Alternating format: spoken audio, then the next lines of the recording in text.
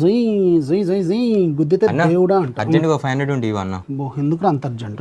Emergency Khammam వెళ్ళాలి. అవునా? ఏ ట్రైన్కి వెళ్తున్నావు? నవజీన్కి వెళ్తున్నా అన్న. రిజర్వేషన్ తీసుకున్నా? లేదన్న, మార్నింగే క్లోజ్ అయిపోయింది కరెంట్ బుకింగ్. అయితే జీటీకి వెళ్ళరా? వామ్మో నీకు దండం అన్న, జీటీ లాస్ట్ టైమే నాకు చుక్కలు కనపడ్డాయి, ఒక్క సీట్ లేదు. అయితే S467లో పోయి కూర్చో. నువ్వు ఇలాంటివన్నీ భలే చెప్తావు అన్న, నేను అసలే టెన్షన్లో ఉన్నా. నువ్వే జీటీ 74లో కూడా సీట్ కాలేదు, పోయి కూర్చోపో. 74 ఖాళీ ఉందా? నువ్వేమన్నా టీటీయా అన్న అలా చెప్తావు అన్ని? లేదురా, ఐఆర్సిటీసీ వాళ్ళు కొత్త ఫీచర్ తీసుకొచ్చారు. అవునా? ఐఆర్సిటీసీ యాప్లోకి వెళ్ళు, ఇక్కడ ట్రైన్ సెలెక్ట్ చేసుకో.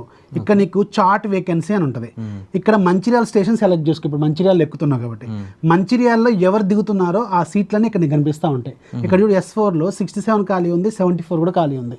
పోయి నువ్వు వెళ్ళి అక్కడ కూర్చో. టీటీ గారు వస్తారు కదా, అప్పుడు ఏం చెప్తా అంటే, సార్ నేను ఎమర్జెన్సీలో వెళ్తున్నా, నేను ఖమ్మం వరకు వెళ్తా, ఖమ్మం వరకు ఫేర్ ఎంత ఉందో అంత పే చేస్తాను, కొంచెం జెంటిల్గా మేనేజ్ చేస్తాను, సింపుల్ అయిపోద్ది. అవునా? మరి నేను వెళ్ళొస్తా అన్న. సర్లే, 500 వచ్చిన తర్వాత అమ్మ. సర్లే, గాంధీ గారి ఖాతాలో రాసుకో.